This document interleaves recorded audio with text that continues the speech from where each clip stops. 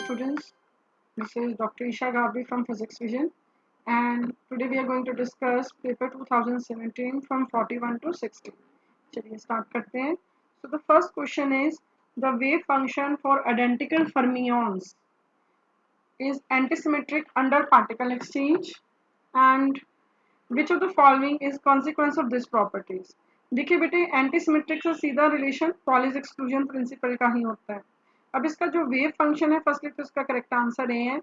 इसका wave function लिखा कैसे जाता है? That is 1/√2 Sai alpha 1 Sai beta 2 minus psi beta 1 Sai alpha 2. ये इसका वेव फंक्शन होता है जब भी कोई फंक्शन एंटी सिमेट्रिक होता है. अगर सिमेट्रिक होता है तो यहाँ पे नेगेटिव की जगह पॉजिटिव आ जाते हैं. ठीक है, चलिए next we move towards question number 42. Now this question, the half life of pi positive meson at rest is this much. A beam of pi positive meson is generated at a point 15 meters from a detector. Only half of the pi positive mesons live to reach the detector. The speed of the pi positive meson is. कैसे calculate करना है इसको? Firstly तो v naught is equal to L naught upon tau naught. Length given है 15 metre and time given है 2.5 into 10⁻⁻8 second. जब इसको solve किया तो ये वेलोसिटी आ गई मेरे पास 3/5 इंटू 10⁹ मीटर पर सेकेंड. ठीक है, पाई मेसॉन्स के लिए फॉर्मूला रिलेटिविटी वाले पार्टिकल्स हैं, ज्यादा स्पीड से मूव करते हैं. v is equal 1 - v² under the root. ठीक है, अब ये जो वेलोसिटी आई है ये वेलोसिटी कितनी है? अगर आप ध्यान से देखिए तो ये कितनी बन रही है? 0.6 इंटू 10⁻⁹ 9. 0.6 इंटू 10⁹ का मतलब क्या हुआ? 6 इंटू 10⁸ तो मतलब 2 टाइम्स ऑफ c हो गई. ठीक है, so that means v is equal to 2c 1 - v²/c² under the root. चलिए इसको सॉर्ट आउट करके वाइंड अप कर देते हैं. So it will become v² c उधर ले जाइए 4c² 1 - v²/c². स्क्वायरिंग कर दी मैंने साथ ही साथ. इसको सॉल्व कर लेंगे. अब तो सिंपल से सिर्फ क्रॉस वाले सॉल्यूशन रह गया. It will be very simple to be solve now. It is 2/√5 c. So c option is the right answer. Next question, question number 43. Positronium is the bound state of an electron and positron. Consider only the state of zero orbital angular momentum. The most probable decay product of any such state of positronium with spin 0 is. देखिए इसका answer 2 photons है. 2 photons इसका answer क्यों है? क्योंकि ये bound state है किसकी? इलेक्ट्रॉन और पॉजिट्रॉन की.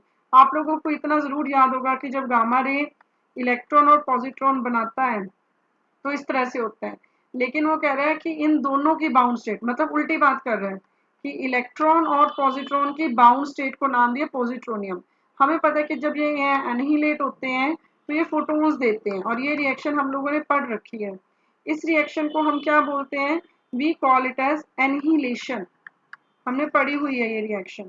तो उससे accordingly it give rise to 2 photons. इसके साथ का क्वेश्चन अभी रिसेंटली मैरिटोरियस 2022 में भी आया है और आपने अगर ध्यान दिया उसमें ना एक क्वेश्चन आया हुआ था मैरिटोरियस में कि जो ये 2 बोसोन्स बनाता है, it is an boson, it is ऐसा समथिंग लाइक ना कुछ पॉजिट्रॉन इलेक्ट्रॉन पे ही क्वेश्चन था कि it will B boson, it will B, क्योंकि जब कोई पार्टिकल गामा रे फोटोन्स होते हैं तो वो बोसोन्स होते हैं.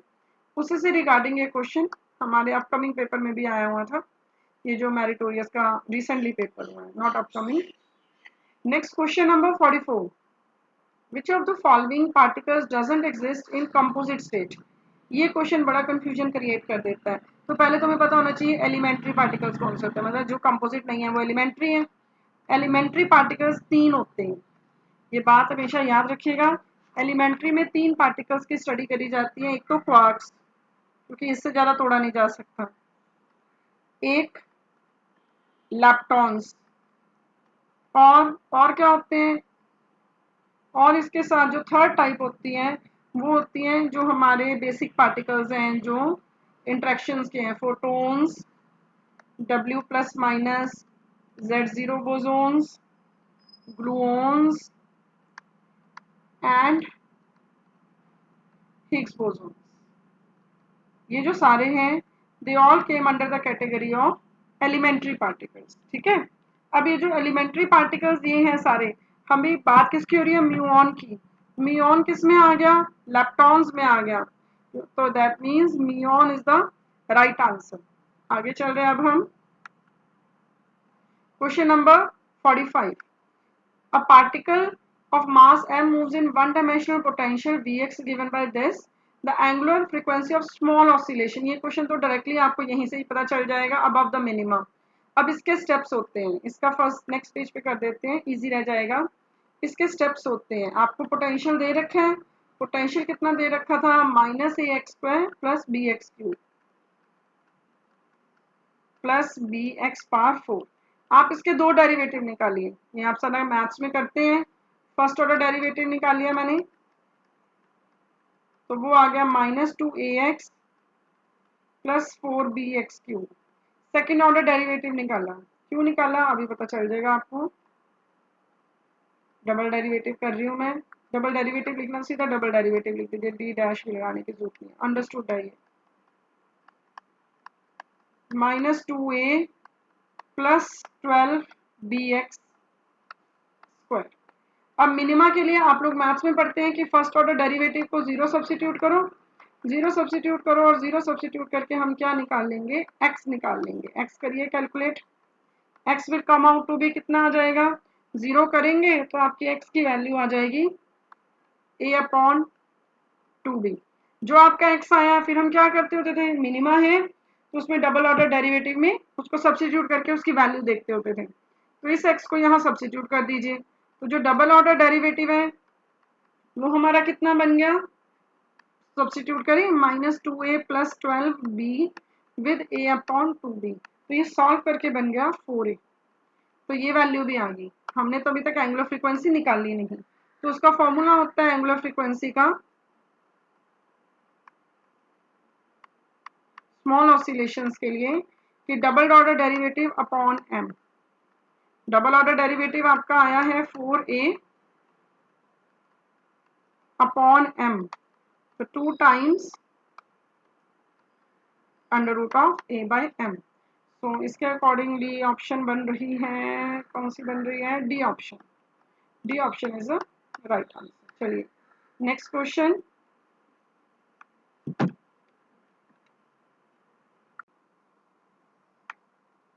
Next question, question number 46। Which of the following reasons explain why a proton cannot decay into an electron and a positron in free space? Linear momentum and energy are not both conserved.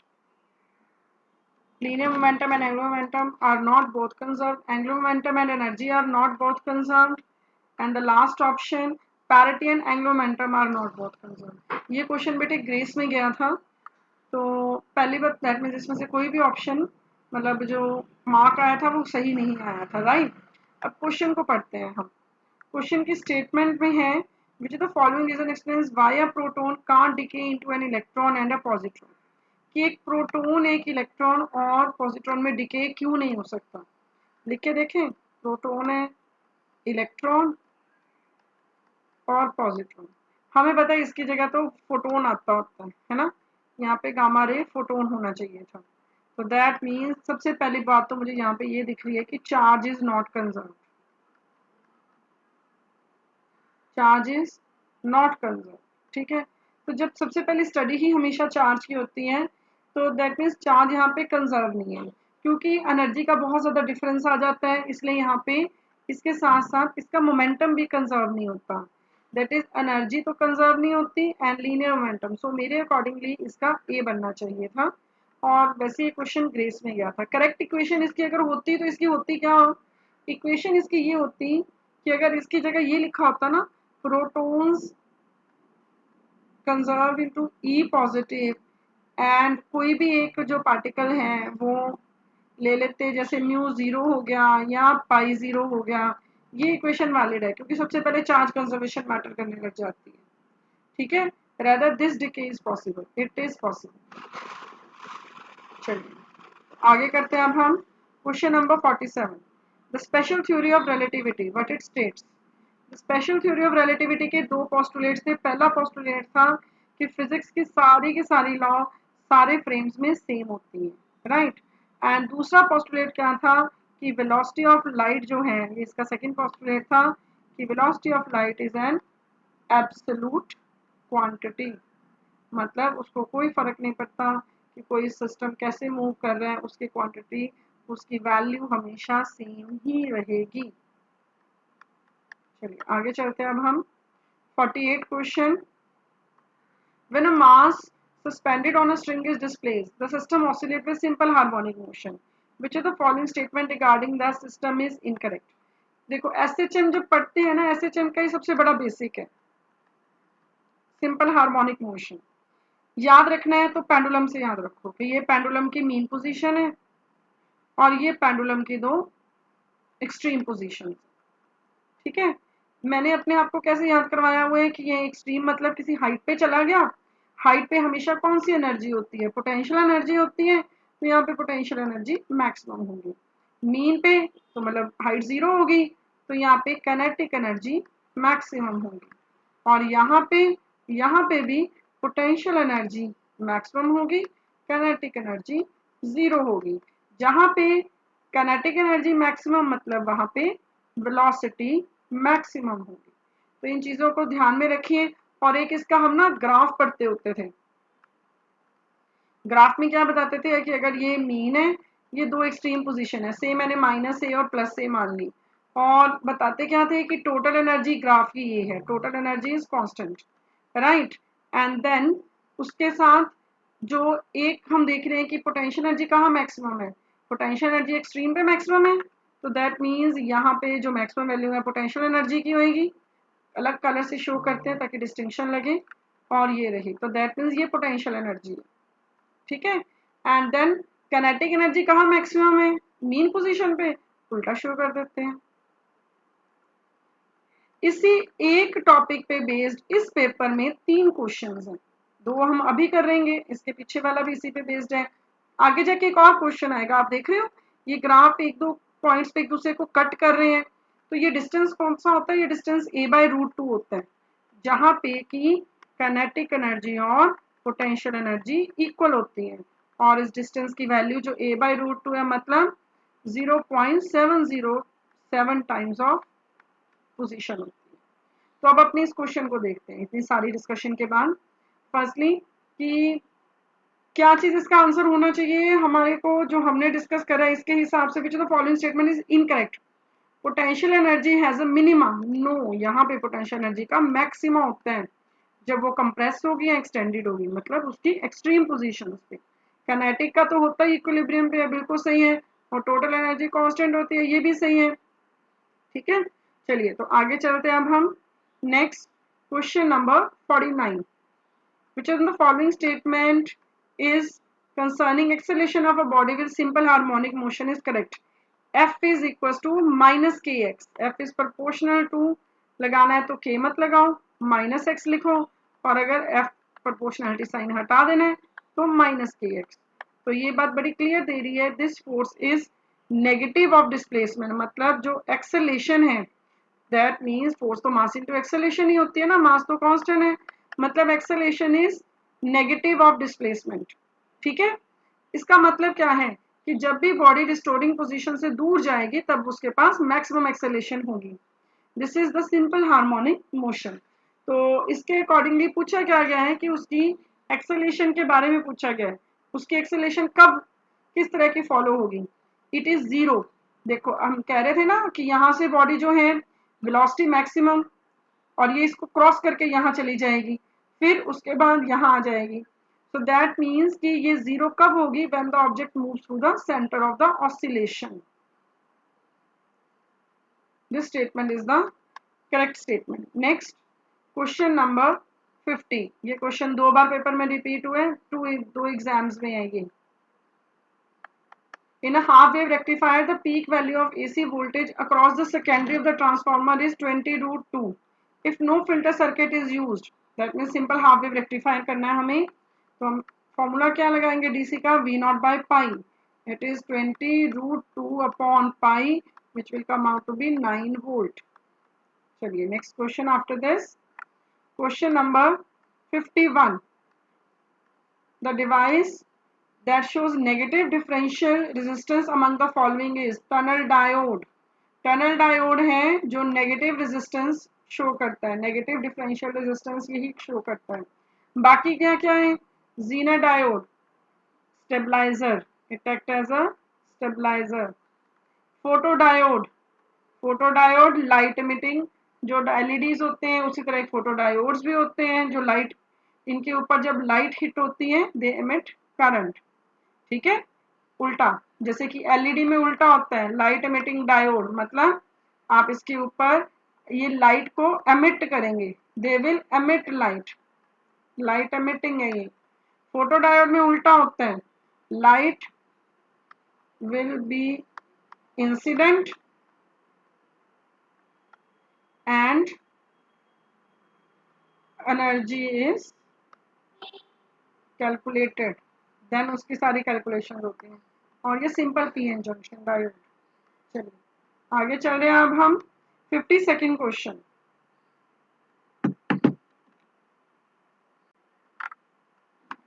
In the 52nd question, the diffusion barrier in a silicon diode at room temperature is about. ये बहुत confusion create करता है. मैं आपको चार चीजें लिखवाना चाह रही हूँ सो दैट कि आपको इसकी कोई कंफ्यूजन ना हो. देखो बेटे, एक होता है बैंड गैप और एक होता है डिफ्यूजन बैरियर. ये डिफ्यूजन बैरियर है, यही फिर हमारे लिए नी वोल्टेज का भी होता है, इसी से ही रिलेशन.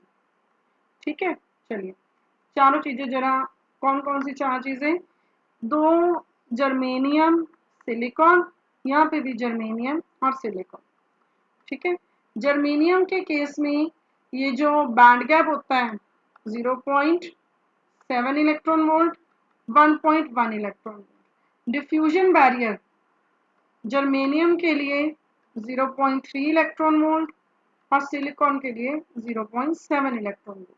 डिफ्यूजन बैरियर किसका पूछा है, सिलिकॉन का पूछा है, 0.7. अब थोड़ी बहुत कंफ्यूजन हो तो मैं आपको एक आइडिया देती हूँ.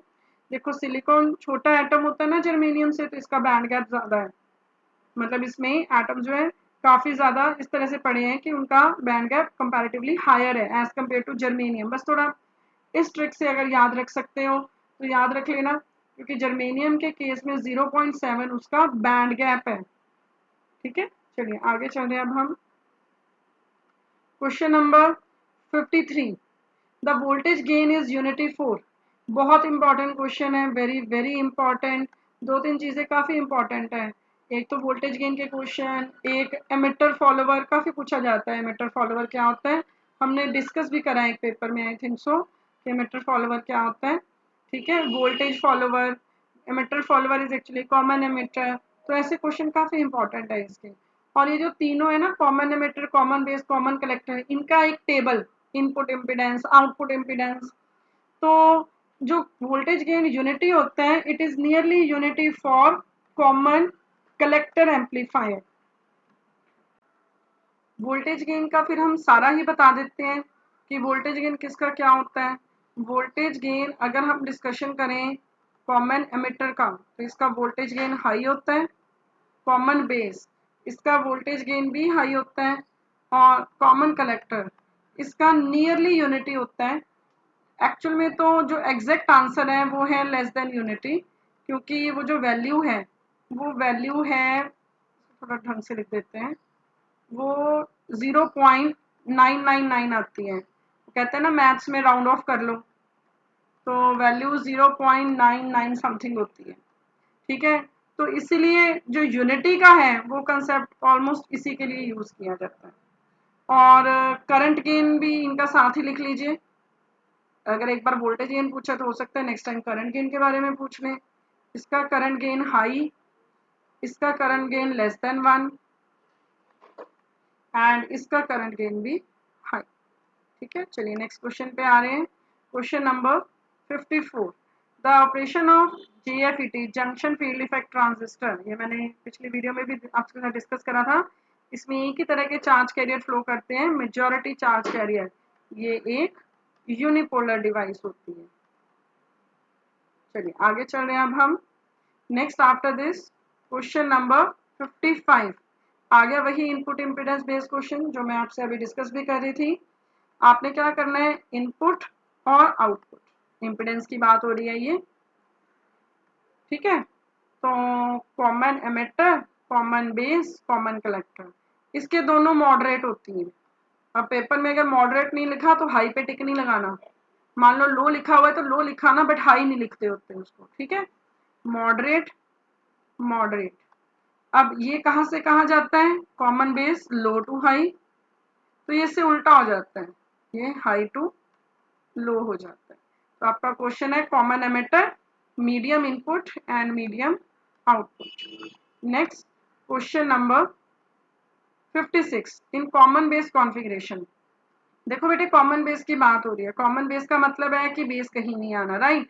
अगर हम इसके आउटपुट की तरफ जाएं, आउटपुट में करंट होते हैं हमारे पास तीन तरह के, एमिटर, बेस और कलेक्टर। आउटपुट में तो वैसे भी करंट IC ही आता है, तो जिस ऑप्शन में IB आ रहा है वो तो, और IE आ रहा है वो तो वैसे ही खत्म हो गई, ठीक है।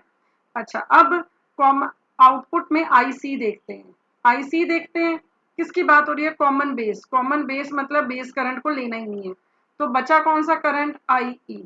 तो अब इन दोनों ऑप्शंस में ये ऑप्शन भी गलत हो गई, तो पहले ही हमारी ऑप्शन ये आ गई। वर्सेस किसके, वर्सेस वोल्टेज कौन सी लेनी है, आउटपुट वाली। आउटपुट वाली कौन सी लोगे, VC, कॉमन बेस है तो B। अगर आपको इसकी इनपुट लिखने को बोला जाए तो फिर आप कैसे लिखोगे, बेस तो लेना नहीं है, IE input current, voltage input वाली कौन सी, VEB। और कांस्टेंट किसको रखते हो, इनपुट वोल्टेज में, इनपुट कैरेक्टरिस्टिक्स में वोल्टेज को कांस्टेंट रखा जाता है, तो वोल्टेज कौन सी यूज होगी भला, कौन सी, आउटपुट वोल्टेज, वो कौन सी, VCB। तो ये इसको लिखने का एक शॉर्टकट मेथड है। सारा कुछ इस कॉमन बेस, कॉमन एमिटर, इस पे बेस्ड आ जाता है। Next question number 57, the arrow head on the transistor, जैसे ट्रांजिस्टर ये बना दिया गया है, तो इसके ऊपर ये जो अभी तक मैंने ये नहीं बताया कौन सा ट्रांजिस्टर है, एरो हमेशा टुवर्ड्स N होती है, तो ये NPN बन गया। एरो बताता क्या है, एरो बताता है फ्लो, किसका flow, flow of holes. Simple सी बात है, फ्लो हमेशा किसका चेक करना है, पॉजिटिव कैरियर्स का। जैसे इलेक्ट्रिसिटी में भी हम पढ़ते हैं ना कि conventional current is flow of positive charge carriers, इसी तरह ट्रांजिस्टर्स में भी फ्लो ऑफ होल्स देखा जाता है, ठीक है। कोई मेजॉरिटी नहीं, कोई माइनॉरिटी नहीं, कोई मर्जी ट्रांजिस्टर हो, होल का फ्लो ही आपने चेक करना है।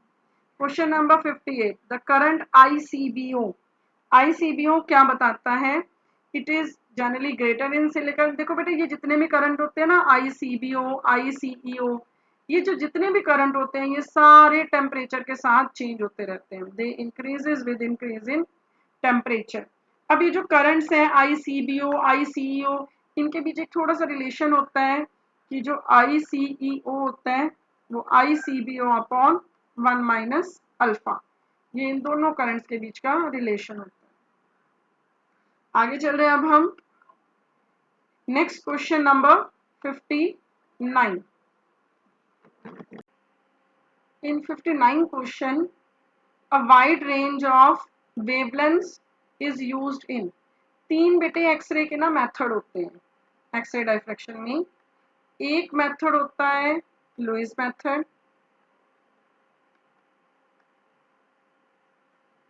एक मेथड होता है रोटेटिंग क्रिस्टल मेथड,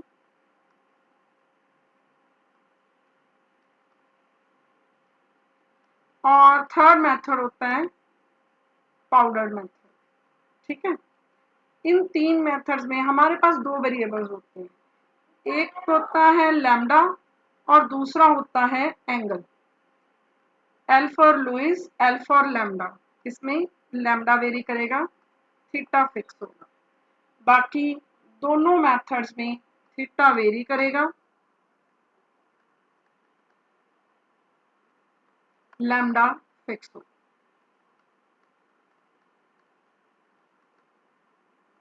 तो वेवलेंथ वेरी कर रही है ना, लैम्डा वेरी कर रहा है, L for Lewis, L for lambda, so Lewis method. Next question number 60. The density of state in a metal can be calculated as only from the value of Fermi energy, only from the density of free electrons, either from the value of Fermi energy or from the density of free electrons. And the fourth option, only if we know both the value of Fermi energy and density of free electrons. Density of electrons का density of states बड़ा important topic है, इसके 3 formulas हैं, तीनों questions हैं, आपको पता है 3 फॉर्मूले लिखूंगी मैं, तीनों ही क्वेश्चन है।